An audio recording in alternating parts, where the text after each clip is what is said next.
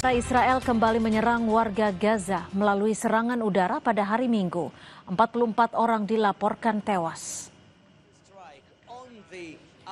Israel menuding serangan ini terjadi karena Hamas menembakkan rudal anti-tank dan menembaki pasukan Israel yang sedang membongkar infrastruktur di Rafah. Berdasarkan ketentuan perjanjian gencatan senjata, atas serangan udara di wilayah timur Rafah, tim medis yang seharusnya mulai masuk ke wilayah Gaza tertahan karena pemboman terus berlanjut. Korban tewas dan luka-luka telah dibawa ke rumah sakit Al-Aqsa di kota tersebut. ينقضون العهود فيريدون أن ينقضوا العهود ويعودوا من جديد يعيد الكرة من جديد حتى يدخل المنطقة على صفيح ساخن حرب مستمرة واستنزاف دائم. نتنياهو يريد هكذا حتى ينجو من المحاكم فهو لا يريد أن يوقف هذا، لكن نحن كشعب نريد أن نوقف الحرب، لا نريد عودة الحرب مرة ثانية. Di sisi lain, truk-truk bantuan kemanusiaan telah memasuki jalur Gaza melalui perlintasan perbatasan Kerem Salom dan Kishuhim. Telah dibuka kembali pada hari Senin. Truk membawa bahan bakar untuk rumah sakit, fasilitas air, obat-obatan, dan makanan. Namun pengiriman ini diprotes oleh organisasi-organisasi internasional karena jumlah bantuan yang dikirimkan masih jauh di bawah kebutuhan mendesak untuk lebih dari 2 juta penduduk Gaza. Menghadapi kekurangan makanan, air bersih, dan pasokan medis yang parah, penduduk Gaza masih menyerukan kepada masyarakat internasional untuk meningkatkan volume bantuan dan memastikan masuknya bantuan dengan aman dan segera ke Gaza.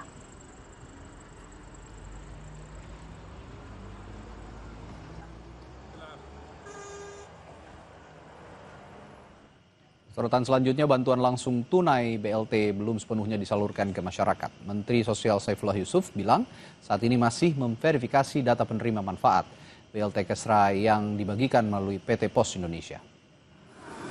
Mensos bilang saat ini data penerima manfaat juga masih divalidasi untuk diselaraskan dengan data yang ada di daerah.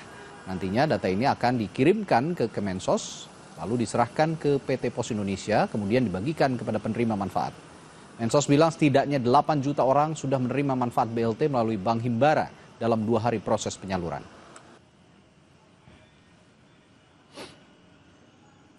Verifikasi data, kita sudah kirim ke daerah ya, sambil kita nanti pada saatnya setelah dilakukan verifikasi dan validasi nanti akan dikirim ke PT POS. Ini hari-hari ini sedang verifikasi. Data-data sudah kita kirim ke kabupaten kota untuk kita minta respon dalam beberapa hari ke depan. Setelah itu kita kirim ke PT Pos akan membagikan. Pertama yang lewat Himbara. Jadi mulai Senin kemarin udah mulai berproses, sudah lebih dari 8 juta yang ditransfer.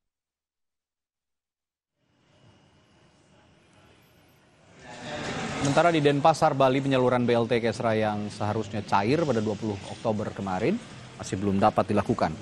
Eksekutif General Manager PT Pos Indonesia KCU Denpasar bilang prosesnya masih menunggu instruksi pusat dan selain itu limpahan dana masih belum masuk ke rekening PT Pos Indonesia KCU Denpasar.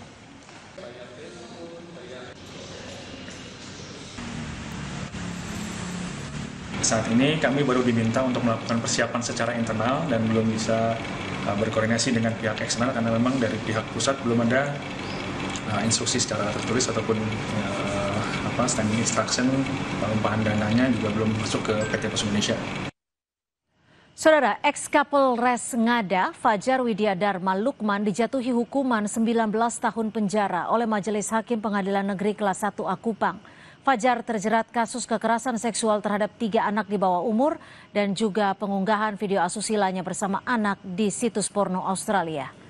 Hakim menjatuhkan vonis 19 tahun penjara dan denda 5 miliar rupiah subsidiar 1 tahun penjara terhadap ex-Kapolres Ngada, Fajar Widyadharma Lukman. Selain itu, Fajar diwajibkan membayar restitusi bagi 3 korban anak di bawah umur.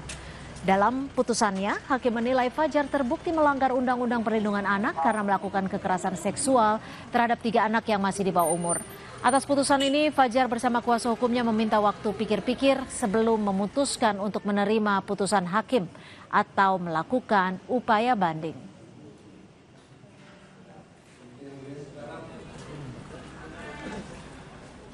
Dua, Jatuhkan pidana kepada terdakwa perkara itu dengan pidana penjara selama 19 tahun dan pidana denda sejumlah 5 miliar rupiah. Dan ketentuan apabila pidana denda tersebut tidak dibayar, maka diganti dengan pidana kurungan selama 1 tahun dan 4 bulan.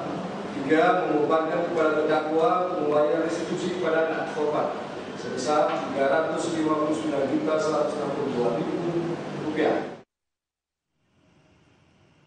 Ex-Kapolres Ngada, Fajar Widyadharma melakukan kekerasan seksual dan eksploitasi terhadap 3 anak berusia 6 tahun, 13 dan 16 tahun.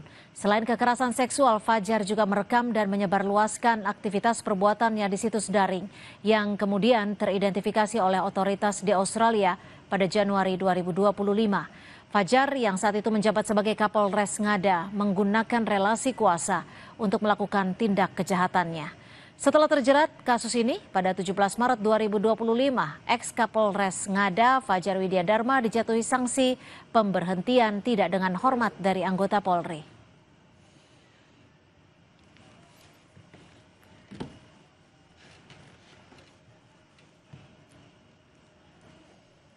Informasi tadi sekaligus mengakhiri Sapa Indonesia malam hari ini. Kami ingatkan Anda agar jangan lupa cukupi kebutuhan air mineral Anda setiap hari dan rasakan kesejukannya. Saya Radi Saputro. Dan saya Cynthia Rompas. Terima kasih, sampai jumpa.